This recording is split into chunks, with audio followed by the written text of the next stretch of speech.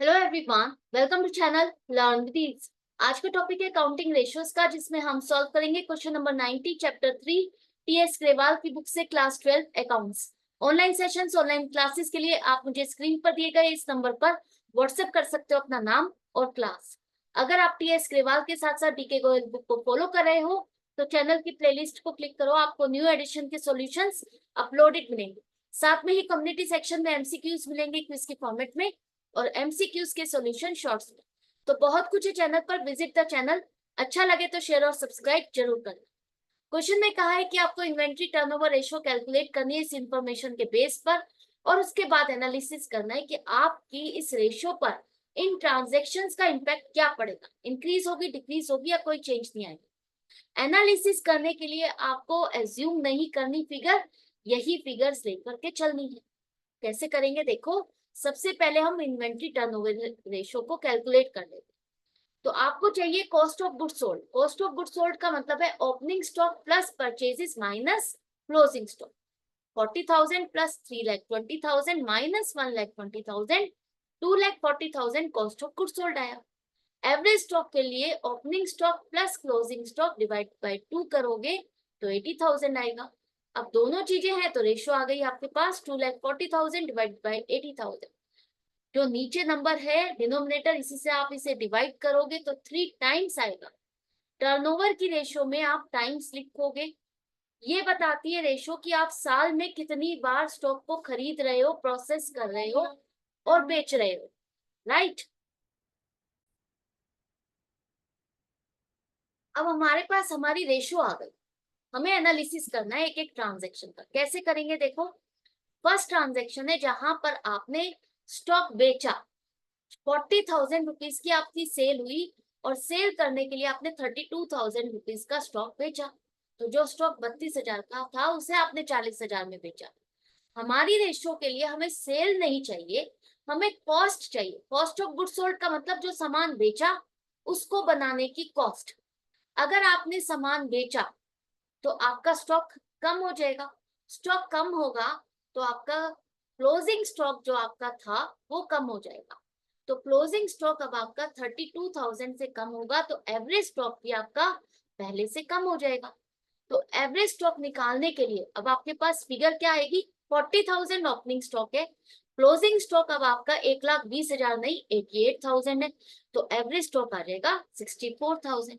इसी तरह से कॉस्ट ऑफ गुड्स सोल्ड पर क्या चेंज आएगा।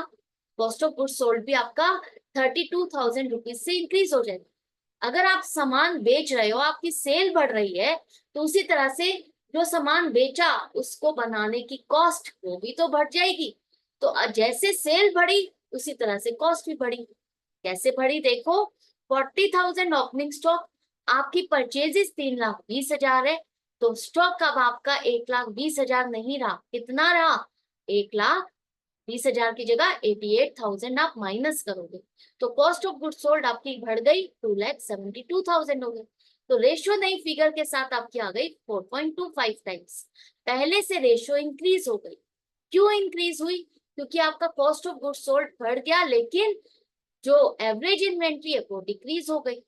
तो प्रोपोर्शन न्यूमरेटर का बढ़ जाएगा, डिनोमिनेटर का प्रोपोर्शन घट जाएगा। तो रेशियो आपकी इंक्रीज होगी। नेक्स्ट, आपकी क्लोजिंग स्टॉक की वैल्यू बढ़ गई। 40,000 से क्लोजिंग स्टॉक की वैल्यू बढ़ गई, तो इम्पैक्ट सिर्फ और सिर्फ क्लोजिंग स्टॉक पर आ रहा है। तो क्लोजिंग स्टॉक आपका 40,000 से बढ़ जाएगा तो एवरेज स्टॉक आपका बढ़ जाएगा, क्योंकि 1,20,000 नहीं, अब 1,60,000 आपका क्लोजिंग स्टॉक है। तो एवरेज स्टॉक 1 लाख हो गया। क्या कॉस्ट ऑफ गुड्स सोल्ड पर भी चेंज आएगा। बिल्कुल आएगा। क्या चेंज आएगा। 40,000 opening stock plus purchases 3,20,000 minus closing stock 1,60,000।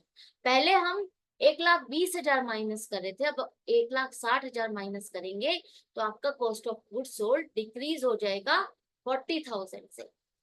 नई रेशो 2 टाइम्स आ जाएगी। नई फिगर के साथ नई रेशो 2 टाइम्स, जो कि पहले से डिक्रीज हो गई। क्यों। क्योंकि कॉस्ट ऑफ गुड सोल्ड आपका घट गया और आपका एवरेज स्टॉक बढ़ गया, तो इसकी वेटेज ज्यादा हो गई तो आपकी रेशो क्या होगी। रेशो डिक्रीज होगी। नेक्स्ट है आपका, आपने स्टॉक खरीदा 80,000। स्टॉक खरीदोगे तो स्टॉक खरीदा तो वो आपने सेल नहीं किया, तो क्लोजिंग,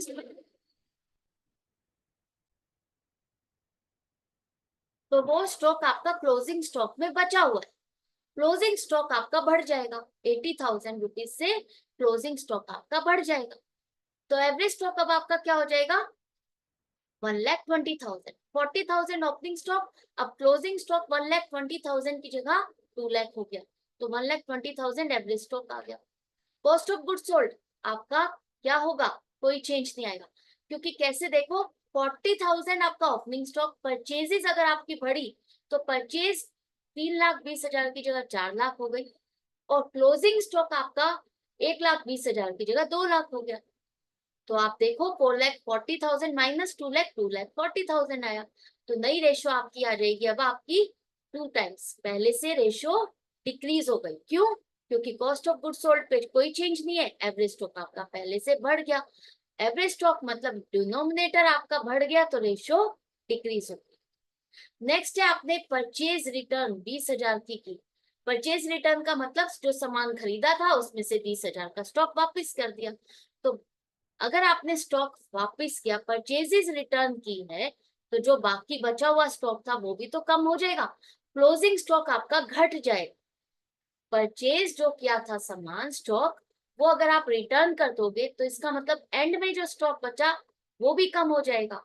तो 40,000 प्लस 1 लाख, 1,20,000 की जगह 1 लाख हो गया आपका क्लोजिंग स्टॉक, डिवाइड बाय 2, तो एवरेज स्टॉक 70,000।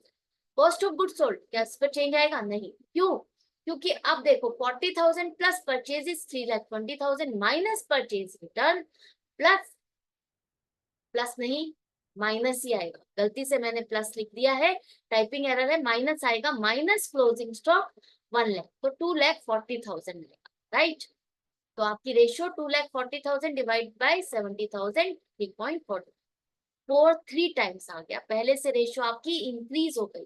क्यों, क्योंकि कॉस्ट ऑफ गुड सोल्ड पे कोई चेंज नहीं, एवरेज स्टॉक आपका घट गया। तो डिनोमिनेटर अगर डिक्रीज होगा तो रेशियो आपकी बढ़ जाएगी।